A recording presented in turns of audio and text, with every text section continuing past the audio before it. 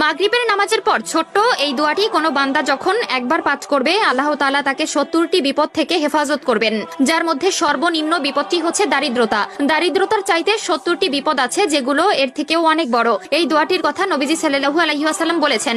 তিনি বলেন, কোনো বান্দা যখন বিপদের মধ্যে পড়বে, মুসনাদে আহমদের বর্ণনা এসেছে, কোনো বান্দা যখন বিপদের মধ্যে পড়বে তখন যদি বিপদে পড়ার পর সে এই দোয়াটি পড়বে, পড়ার সাথে সাথে আল্লাহ তাআলা তার প্রতি ধেয়ে আসা ৭০টি বিপদ থেকে তাকে রক্ষা করবে।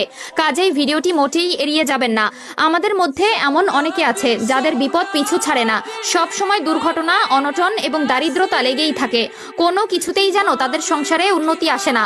কিন্তু ছোট্ট এই একটি দোয়ার মাধ্যমে সেই ঘরটি হয়ে উঠবে একটি ফুল বাগিচার মতো সুন্দর রূপে। প্রিয় দর্শক, অবশ্যই ভিডিওটি শেয়ার করে দিবেন সকল মুসলিম ভাই বোনদের মধ্যে, যারা এই ছোট্ট আমলটি করে নিজেদের জীবনকে আরো সুন্দরময় করে তুলতে পারবে। হতে পারে আপনার একটি মাত্র শেয়ারে যদি কেউ উক্ত আমলটি শেখে এবং নিজ জীবনে কায়েম করে, তবে শুধু সে নয়, তার উপকার পাবেন আপনিও। কাজেই ভিডিওটি শেয়ার করে দিবেন। মাগরিবের নামাজের পর ছোট্ট এই আমলটি এতটা মারাত্মকভাবে আমাদের জীবনে প্রভাব ফেলে তা হয়তো অনেকেরই অজানা। এমন অনেকে আছে যাদের এই দোয়াটি সম্পূর্ণ মুখস্থ আছে, তবে তারা এই দোয়াটির ফজিলত সম্পর্কে না জানায় এর প্রকৃত আমল করতে পারে না। প্রতিনিয়ত আমরা আল্লাহ তাআলার কাছে নিজের বিপদ মুক্তি ও শান্তির জন্য কতই না দোয়া করে থাকি, তবে সকল দোয়া কিন্তু কবুল হয় না।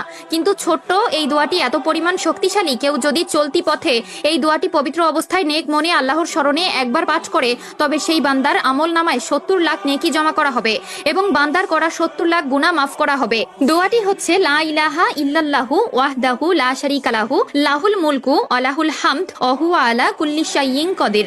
যদি কোনো বান্দা ছোট্ট এই দোয়াটি প্রতিদিন নিয়ম করে ৩ বার কিংবা তার থেকে বেশি পাঠ করতে পারে, তবে আল্লাহ তাআলা তার দিকে আগত ৭০টি বিপদ নিঃশেষ করে দিবেন। উক্ত দোয়াটিতে মহান রাব্বুল আলামিনের প্রশংসা করা হয়েছে, যে দোয়াটি বিভিন্ন হাদিসের মধ্যে উল্লেখিত আছে, যেখানে এটি পড়ার মাধ্যমে অনেক সওয়াব পাওয়া যায়, গুনাহ মাফ হয়। তুমি যদি জান্নাত লাভ করতে চাও ও শয়তানের অনিষ্ট থেকে নিজের নিরাপত্তা লাভ করতে চাও, তাহলে এই দোয়াটি পাঠ করো। এছাড়াও প্রিয় নবী সাল্লাল্লাহু আলাইহি ওয়াসাল্লাম বলেছেন, যে ব্যক্তি সকালে 10 বার এবং সন্ধ্যায় 10 বার এই দোয়াটি পাঠ করবে, সেই ব্যক্তি কিয়ামতের দিন সর্বশ্রেষ্ঠ আলেমকারীদের অন্তর্ভুক্ত হবে। তিরমিজি শরীফ 3471।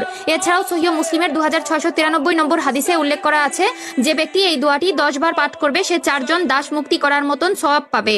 এছাড়াও রাসূলুল্লাহ সাল্লাল্লাহু আলাইহি ওয়াসাল্লাম বলেন, আল্লাহর কাছে সবচেয়ে প্রিয় বাক্য হচ্ছে 4টি: 1 সুবহানাল্লাহ, 2 আলহামদুলিল্লাহ, 3 লা ইলাহা ইল্লাল্লাহ, 4 আল্লাহু আকবার। কাজেই উক্ত দোয়াটি যাদের আগে থেকেই মুখস্থ ছিল তারা অবশ্যই একবার আলহামদুলিল্লাহ কমেন্ট করবেন। আল্লাহ তাআলা সকলকে নেক বুদ্ধি ও উক্ত দোয়াটি প্রতিনিয়ত পাঠ করার তৌফিক দান করুক, আমিন।